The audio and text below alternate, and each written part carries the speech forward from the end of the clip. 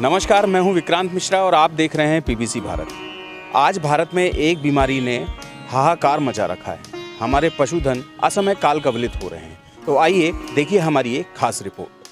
पिछले कुछ महीनों से एक और वायरस इन्फेक्शन पूरे भारत में फैला हुआ है, जो कि मवेशियों पर अपना असर दिखा रहा है। Lumpy skin disease. इस बीमारी से हजारों की तादाद में पशु मृत हो चुके हैं। राजस्थान में इस बीमारी से पशुओं की भयावह स्थिति बनी हुई है।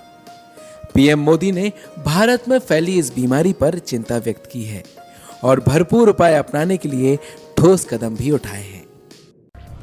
पिछले कुछ समय में भारत के अनेक राज्यों में लंपी नाम की बीमारी से पशुधन की क्षति हुई है।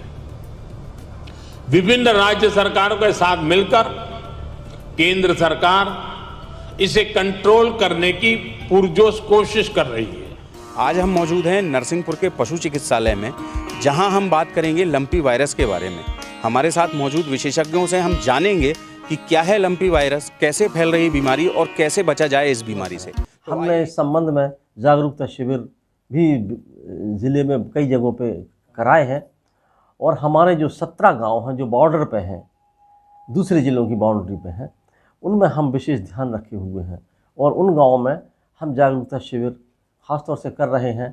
जहां हमारे ये बीमार पशु पाए जाएगा उसकी 5 किलोमीटर की परिधि में रिंग वैक्सीनेशन हम करेंगे। लंपी स्किन डिजीज़ यानी जो स्किन है पशुओं की, विशेषकर गौ और भैंसवंशी पशु हैं, इनकी स्किन के ऊपर लंप आ जाना, ये है क्या? ये एक वायरस जनित रोग। तो कैप्रीपॉक्स एक वायरस रहता है और ये वायरस के द्वारा पैदा होती है कि ये जो बीमारी है इसका जूनोटिक इम्पोर्टेंस नहीं है। जूनोटिक इम्पोर्टेंस का मतलब है हमें घबराने की बात बिल्कुल नहीं है कि ये बीमारी जो है पशुओं से मनुष्यों में नहीं फैलती है। तो शुरू में जो हमको लक्षण दिखाई देते हैं वो है हाई बॉडी टेम्परेचर, शरीर का तापमान बढ़ता है तो पशु खाना पीना बंद कर देगा, कमज़ोर हो जाएगा, प्रोडक्शन कम हो जाएगा। पर इसमें एक जो बिल्कुल स्पेसिफिक सिम्टम मिलता है कि उसके पूरे शरीर में गठाने रहती हैं जो लगभग मान के चलिएगा 2 से 5 सेंटीमीटर की उसका डायमीटर रहता है। इतनी छोटी से लेके बड़ी गठाने पूरे शरीर में रहती हैं।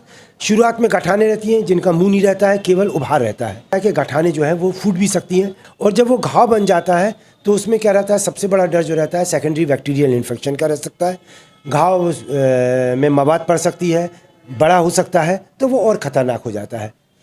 ये बीमारी मुख्यतः जो है एक पशु से दूसरे पशुओं में मक्खी के द्वारा, मच्छर के द्वारा, टिक्स के द्वारा ये एक पशु से दूसरे पशु से फैलती है। जो वेक्टर्स हैं इनको किसी प्रकार से मार दें या एक पशु से दूसरे पशु के ऊपर वो ना पहुँचे, ये अगर हम कर देंगे तो ये बीमारी जो है काफ़ी हद तक हम इसके ऊपर कंट्रोल कर सकते हैं। और इसके लिए सबसे बढ़िया है कि आप पूरे साल में धुआं करिएगा, पशुओं में कुछ इस प्रकार का लेप लगा लीजिएगा, जैसे तेल के साथ कपूर हो गया, नौसादर हो गया, तो वो अगर अपन मान लीजिए पशुओं के शरीर में लगा देंगे तो उनके शरीर में मक्खी मच्छर नहीं बैठेंगे।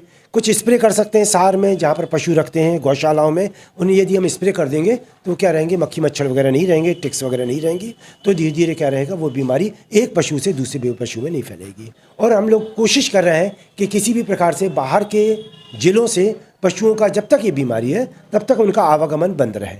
मार्केट में भी हम लोगों ने ये कोशिश कर रहे हैं कि पशु बाजार जो है कुछ दिनों तक के लिए बंद रहे। यदि किसी दूसरे ज़िले में अगर ये बीमारी रहेगी तो वो बीमारी जो रहेगी हमारे ज़िले में नहीं आ पाएगी। यह संक्रमण कुछ माह पूर्व अप्रैल में पहली बार रन ऑफ कच्छ गुजरात में रिपोर्ट किया गया।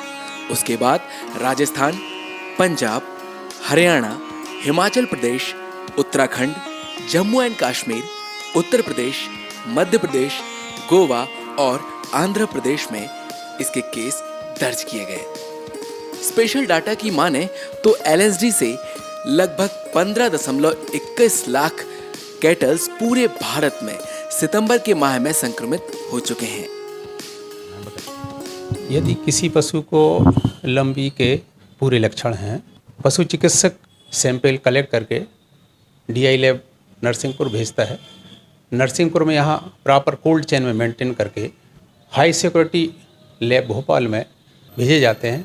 सैंपल की टेस्टिंग होती है, लगभग 2 से 5 दिन में उसकी रिपोर्ट प्राप्त होती है। सरकार द्वारा कहा गया है कि इस बीमारी पर गोट पॉक्स वैक्सीन 100% प्रभावी है और यह वैक्सीन सभी प्रभावी राज्यों में पशुओं हेतु प्रदाय की जा रही है।